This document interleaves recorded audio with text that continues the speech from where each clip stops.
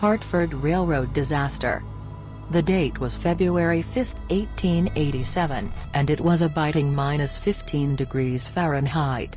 The Boston-Montreal Express service left White River Junction at 2:10 a.m., and soon began crossing the White River on the West Hartford Bridge. The train started to sway, and the back carriage swung off the bridge. As the train fell off the tracks, and tumbled to the river below, it caught fire and brought the bridge down with itself. Only the front of the train survived. The disaster killed 37 people and injured 50. After the crash, a nearby barn became a makeshift trauma unit, where some of the injured survivors died. The barn still stands, and passers-by have heard crying coming from there. The area where the bridge stood has been known to emit the smell of burning wood. Some see a ghostly manifestation of Conductor Sturdivant, believed to be patrolling the bridge to prevent another accident. Others see the ghost of a young child in 19th-century clothing, hovering above the river, staring at where the crash occurred.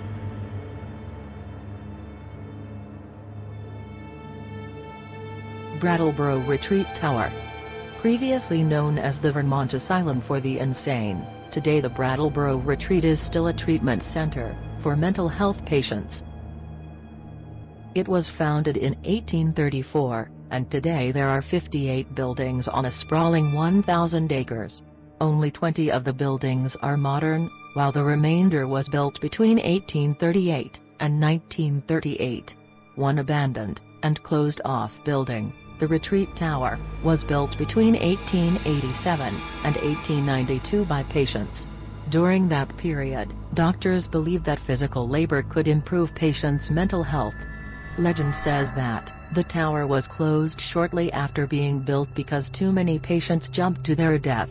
One of the most common sightings today in the tower is a ghostly figure jumping, but never hitting the ground.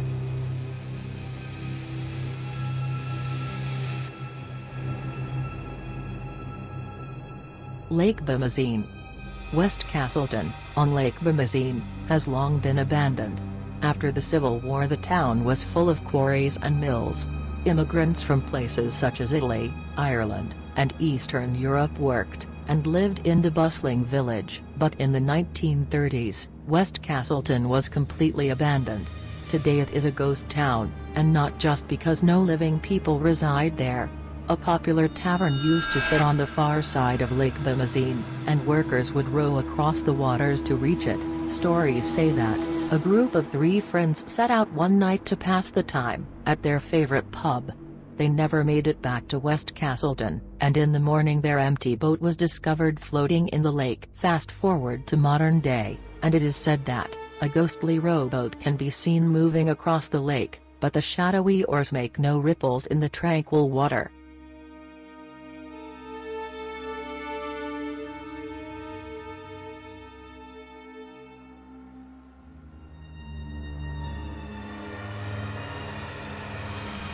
Emily's Bridge. Stowe is best known for its mountain resort. It is also home to the Trapp family lodge, where one of the children from the famous Sound of Music Von Trapp family settled after escaping Europe. The town's spookiest claim to fame is the covered Gold Brook Bridge, but everyone knows it as Emily's Bridge. A broken-hearted woman is said to haunt the bridge. The exact circumstances surrounding her death are unclear. All the legends involve her being jilted by a lover she was going to marry. One ends with driving a fast-moving carriage off the rocky bank and dying in the brook below. The other story says Emily hanged herself by the rafters of the bridge. Little historical evidence supports either story, but an oral history of bizarre occurrences on the bridge has circulated for decades. Some of the paranormal activity visitors have experienced include scratch marks on cars, feelings of being scratched or grabbed, sounds resembling footsteps, ropes, and screams have been reported. Apparently, the more hostile manifestations have been aimed at males who cross the bridge. Full-body apparitions have also been reported, with most of the activity occurring in the hours immediately after midnight. Whether or not the story of Emily is the real cause of the bizarre activity at the Gold Brook Bridge,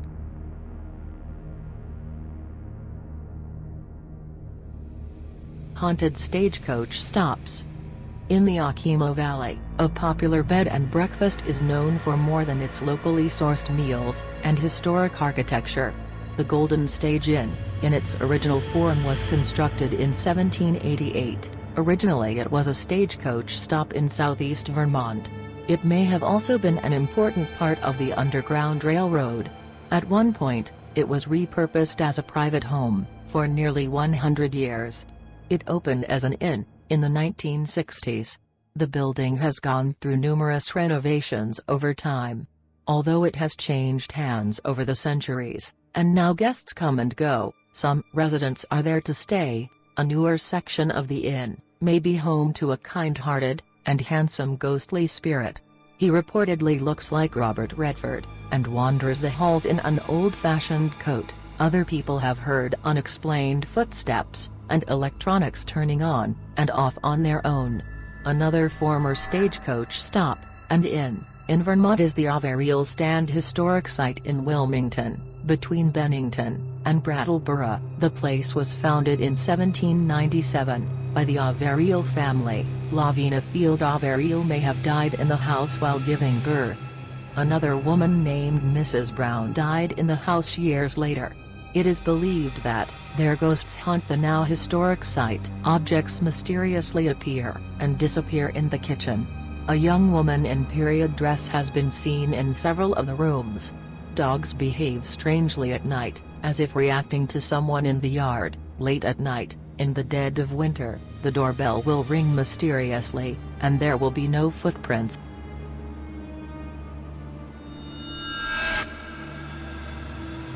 The University of Vermont. Burlington is the biggest city in Vermont, and home to its largest higher education institution, the University of Vermont, better known as UVM. It was established in 1791, only the fifth university to be founded in New England. Thousands of students enter and graduate every year. It seems some of them never leave.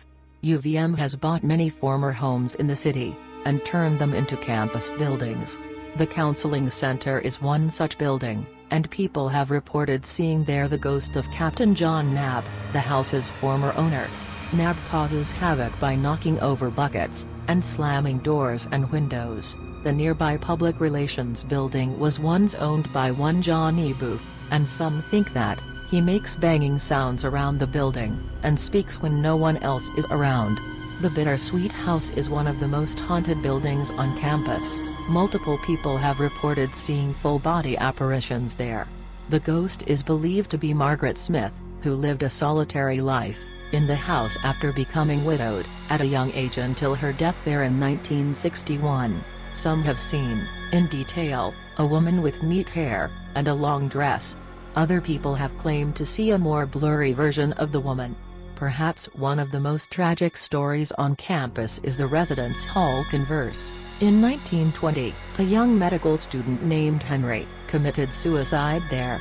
Students have experienced lost items and unexplained movement of doors and windows. Apparently, the University of Vermont has more haunted buildings than anywhere else in the state.